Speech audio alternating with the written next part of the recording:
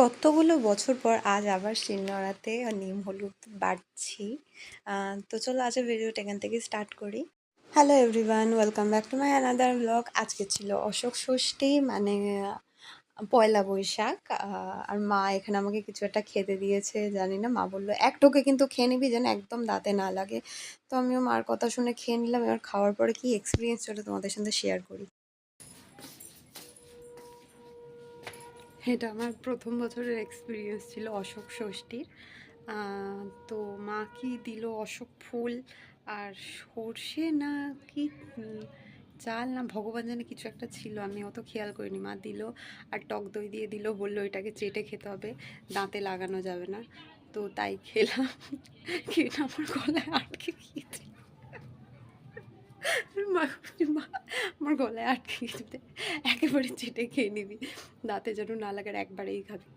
তো খেলাম, খেয়ে জল খাবো বলে এলাম। মেয়েটার খিচুড়ি করলাম, একটু চিড়ে রাখা ছিল, চিড়েগুলো ভাজলাম, ভেজে গুঁড়ো করলাম। আগের দিন ওটস করেছি, ওতে চিড়ে একদম অল্প ছিল, সেটা দিয়েছি, দিয়ে তো হয়নি। আমি মিক্সড করছি, খুব একটা ভালো মিক্সড হচ্ছে না, যে মিক্সচারটা হয়। আবার ওতে খানিকটা ঢেলে দিলাম, দিয়ে শুধু চিড়েটা গুঁড়ো রেখে দিলাম। দেখি ওর সঙ্গে আরও কিছু গুঁড়ো করে রাখতে হয়, মুড়ি, একটু বিস্কুট, সবসময় গুঁড়ো করে করে খাওয়াতে হয়, কারণ ডাক্তার এখন নতুন চার্ট দিয়েছে ওর খাওয়ার জন্য। তো শুধু চিড়ে খাওয়ালে আবার বলছিল পটি টাইট হয়ে যাবে, তো সেই কারণে শুধু তো অত চিড়েও রোজ রোজ খাওয়ানো যাবে না, সব রকম ঘুরিয়ে ফিরিয়ে খাওয়াতে হবে। তো সে কাজকর্মগুলো সেরে নিয়ে ওর খিচুড়ি হয়ে গেছে, ওটাকে পেস্ট করে আর গিয়ে তাড়াতাড়ি খাইয়ে দিই, স্নান করিয়ে দিই, অনেক বেলা হয়ে গেছে। আর বাবাই হলুদ এনেছে, হলুদ আর নিমটাও বেটে ওকে আগে স্নান করিয়ে দিই। তনি হবার পর এটা প্রথম বছর ওর সাথে কাটানো, আমার প্রথম পয়লা বৈশাখ, যেহেতু ও হয়েছে সেই কারণেই এত কিছু নিয়ম কারণ, এত কিছু। কিন্তু সব কিছুর মধ্যেও আমাদের পয়লা বৈশাখটা হচ্ছে নিম বাটা এবং হলুদ বাটা, এইগুলো ছাড়া হচ্ছে আমাদের পয়লা বৈশাখ বৃথা।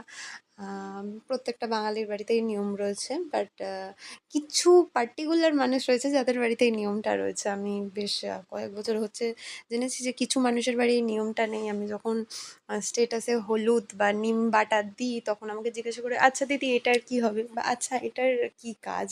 তো পার্টিকুলার তখন আমি জিনিসটা জানলাম যে যারা ঘটি এদেশি, তাদের বাড়িতেই শুধুমাত্র এই নিয়মটা রয়েছে। নিম বাটা হলুদ বাটা মেখে পয়লা বৈশাখের দিন বাড়ির প্রত্যেক সদস্য বড়োদেরকে একটু নিম হলুদ ছুঁয়ে প্রণাম করে বছরটা শুরু করবে নতুন জামা কাপড় পরে। আশা করি বেশিরভাগ লোকের বাড়িতেই এই পার্টিকুলার নিয়মটা রয়েছে। আর কিছু মানুষের বাড়িতে নেই, যারা বাঙাল শুনেছি তাদের বাড়িতে এই নিয়মটা নেই, এই নিম হলুদ মাখাটা। তবে তাদের কাছে শুনেছি এবার তাদের সরস্বতী পুজোর দিন নাকি মাখতে হয়।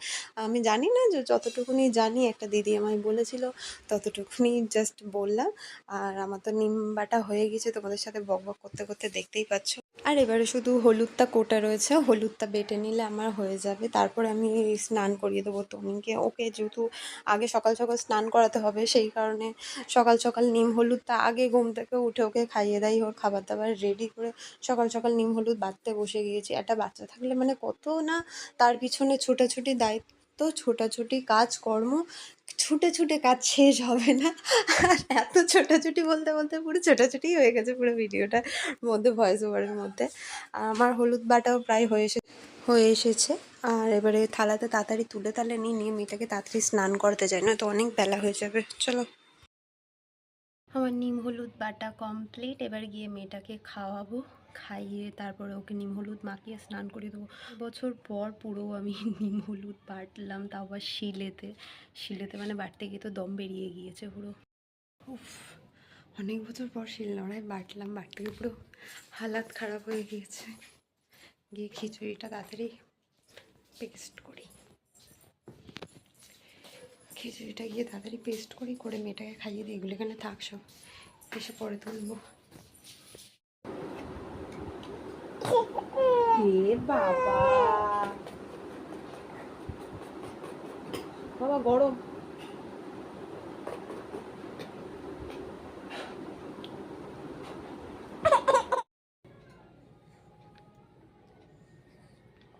নই দে গালে একটু দেবো, দেখবি দেখবি। দিও না দিও না দিও না, আর আর খাবে না কিন্তু। ভালো করে তো হলুদ মাখতে হয় নাকি? মুখটাতে তো একটু ভালো করে তো হলুদ মাখবি। হি হি।